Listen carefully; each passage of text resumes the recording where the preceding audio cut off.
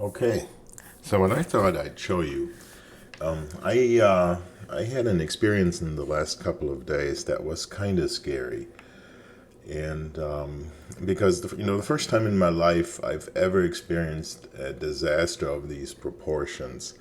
I don't know who realizes this or not. I live in Midland, Michigan, and my office building is in Sanford, Michigan. That's just about 500 yards away from the dam that broke, the lower dam that broke. There are several dams that broke in Michigan, and they caused a huge amount of devastation. There's that picture that you see in that one browser here is actually a picture of a man-made lake after the dam broke.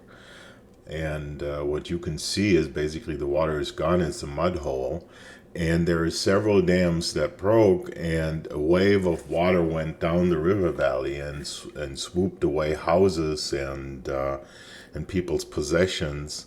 And there's a few hundred, if not thousands, of homes that are basically left in shambles with people trying to fix everything up. And I visited friends yesterday night, and it was really a gut wrenching experience to see how devastating this is, especially with people coming and looking and taking pictures. I took this picture here because my sister in Germany just wanted to see how it looks. I used to live on this lake. This was a really nice sports lake, and there's lots of houses on that lake. And I have friends who've lost everything, and basically insurance refuses to pay right now. And so I thought, how can I collect a list of people that would be willing to enter what's called a class action lawsuit? And there's different strategies, but the way I would do it is I would do a survey where I actually ask people a couple of questions and get their information, and then contact them and have them set up on a schedule to talk to an attorney, because this needs to happen here because insurances are refusing to pay. Seemingly there is an issue with the federal government not declaring it right, so that even if you have flood insurance, it's not going to pay. And I have a friend who lost a house where she has lived in for 60 years or 65 years even. So and it was paid off, so no insurance whatsoever, and it basically was swooped off and washed down in a mud wave. So I just use Compliantly here to show you a little bit on how I would set this up. This is probably not going to be just a 5 or 6 minute video, because I just want to show you I built an entire campaign around it. And if you want to learn how to build a campaign, this is actually a pretty good video on how to do this. So basically, I built a survey that is sitting on top of a landing page, and I'm just going to show you the first steps that a prospect sees. Now, you would run an ad that is geo-targeted and basically ask people to find out if they qualify for compensation, and then they come to this landing page here, which I have in this browser here, and that's actually Safari. And so I'm just going to ask people a couple of questions, and what I want you to see here in the background, there is Compliantly. This is actually the pipeline interface. I've built this into my @Rebels account. So watch what happens when I'm done filling out the survey. Okay, so I'm just going to answer these questions here. I have lived here. Let's type in my name.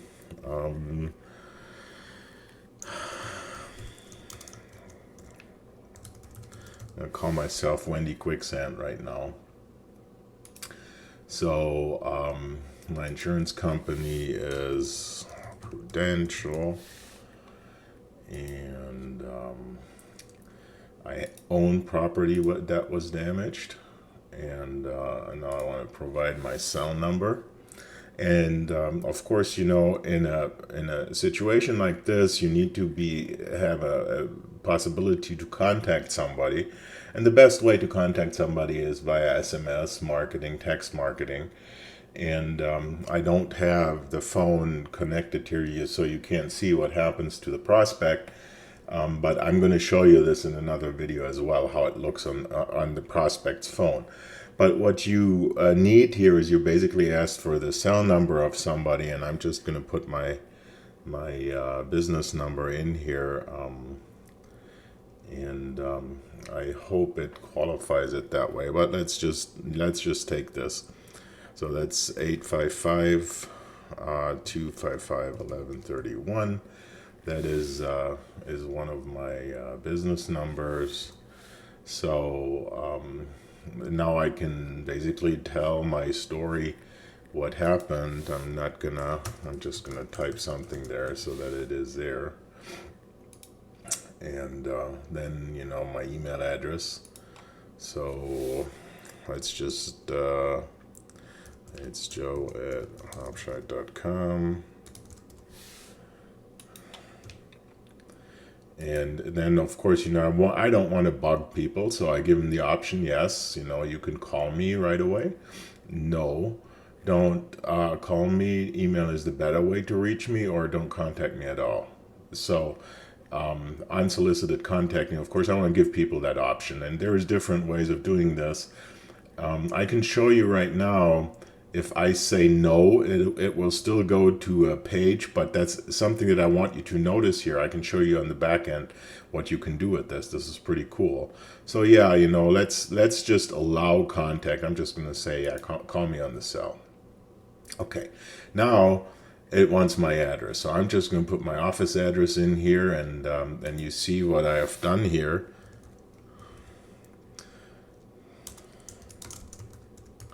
See here, there's actually, it automatically pulls up addresses with Google, so I can select this, and then I'm going to submit it. And as soon as I have submitted it, it comes to a page where it now says, okay, let's just choose a time that's convenient for an attorney to talk to you.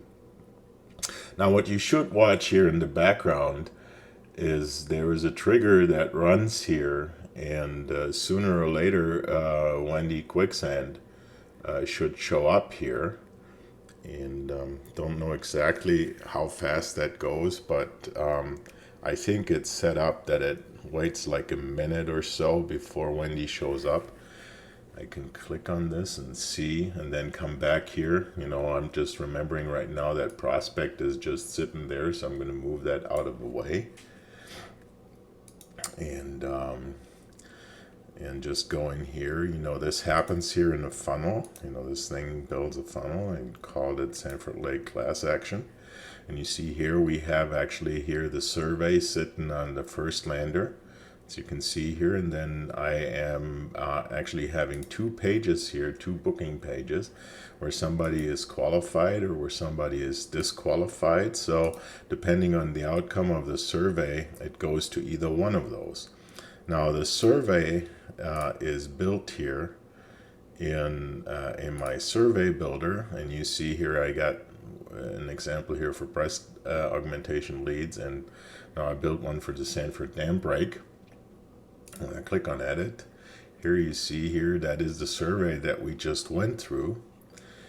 And when I go to options here, see I have on submit. I can actually say, okay, go here if they just submit it, and I can disqualify them based on their answers or disqualify them after submit. So when somebody says here, can I call you? See here, there's a logic, and that's the cool thing that I wanted to show you here. I disqualify them after submit. So when they are disqualified, what that means, you see here, it goes to gosanfordlake.net/call2, and if they're not disqualified, then it goes to call 1. You see that here? That's the difference. So when I then go to the funnel here, I can set up funnel landers for people either going to this or to that. And so they can be different. The wording can be different on those. And so what happens if somebody then fills out the survey, and let's see if that already happened here. Let's go to opportunities. Okay, Wendy Quicksand isn't there yet. And let's go to contacts and see if Wendy's in contacts. Okay, Wendy Quicksand is already here, and it could be, let's see, she is damn failure. Okay, so she should be there. Oh. Well, what could be is that it is, it's the same email address. So let's go here and look. This is always the crux of testing things. So because Willy Wonka has the same, and that's what happened here. It's basically Wendy Quicksand and Willy Wonka are now the same thing. That's why it didn't just show up. But basically what happens is you have a lead showing up in this spot here. So let's see what happens when Miss Quicksand, whose name is also Wonka now, books an appointment. So when she books an appointment, let's say tomorrow morning at 9 a.m., I still have something available here. And you see here, I booked myself into an appointment. And so when you look at here, I booked mine for 10 a.m. So let's just say we're going to book Willie or Wendy, whoever it is, here for 11 a.m. You see here, it already remembers Wendy's name because she filled it out before. And, I want to make it easy for them. And so it's already all in here, so they don't have to refill that. And then I'm going to book an appointment. So now I can just say, oops, you see here? What happened is because Wendy booked herself into an appointment, she went from survey filled out into appointment booked. And this is automated. So when I go in there now, I can see that I have 2 appointments booked. On this screen here, I cannot see what appointments I have booked, but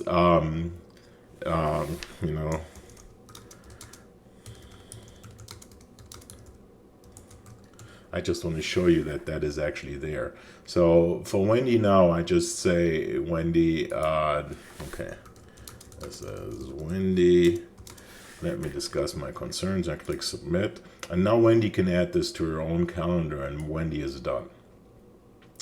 Now what you will see here at this point, we now have 2 appointments booked, and I can go to scheduling here, and I can see my appointments booked here. You see here, I booked myself into 10 a.m. Wendy is at 11 a.m. And it tells me when it is booked. And the note here, do you see this? I just typed this in. This is Wendy. Let me discuss my concerns. Of course, I just typed something here for me. So that's basically how this happens. Now let me show you what is involved in getting this done. And again, if you look at this, Compliantly can not only do medical marketing, it can also do this type of marketing. So I started with a funnel. This is on Sanford Lake. I happen to own sanfordlake.net. As I said, I live here, and so I bought that domain probably in the early 2000s. Not sure, maybe even 1999. I'm not sure, but I assigned that domain to this funnel. And so when you look at this funnel here, you can edit this. This is a web page, and it's basically a survey on a simple page background. And for the survey here, you see here, I took the Sanford Lake Dam break. And then you can set this up with some nice SEO things. You see here at the bottom, I just say this, do you qualify for compensation? I typed all of that in. So you can actually do search engine optimization with this as well. And then when you use this link on Facebook, that's what this is going to show. So this is pretty neat.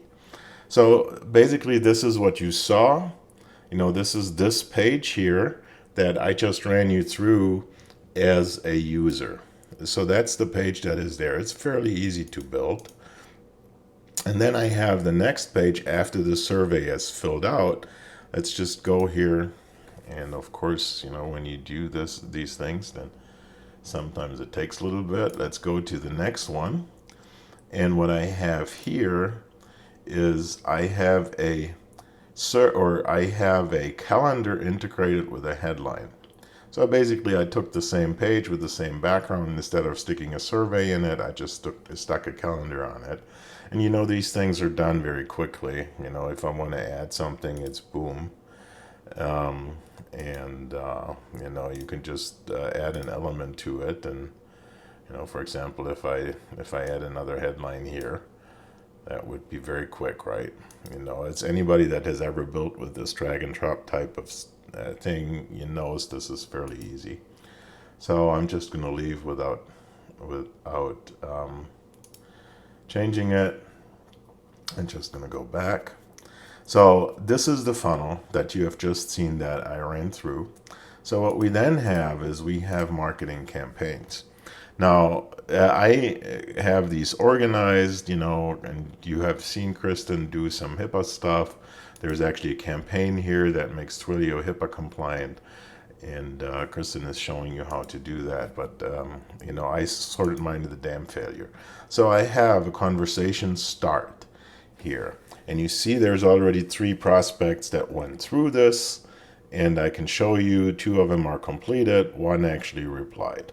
So we have a conversation starting campaign, and we have an appointment reminder campaign.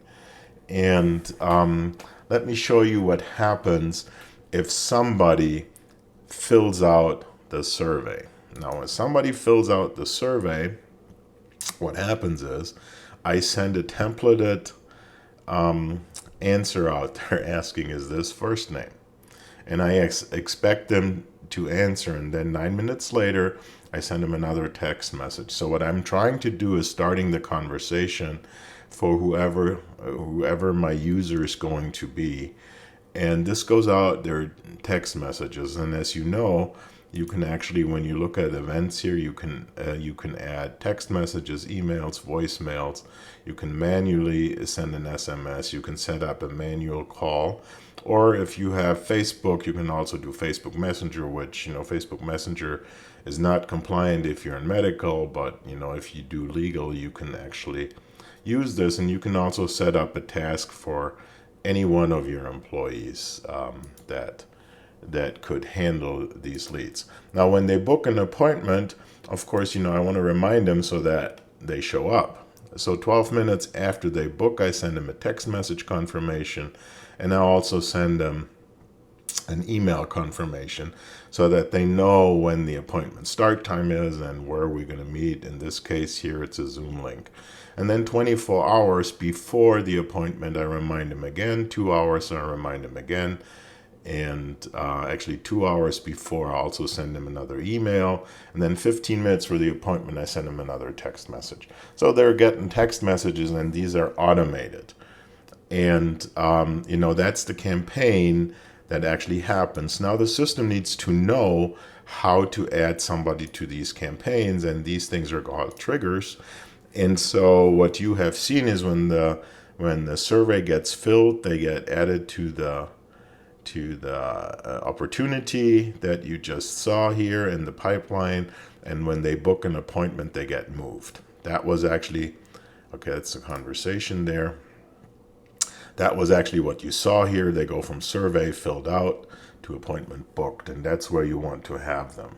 And of course, you can move this by hand. You don't have to have it automated, but you can just move this by hand. So that's basically what happens. And then of course, you have conversations here, and you see here, this is actually me, and you see I send myself a bunch of stuff. All these conversations are in here.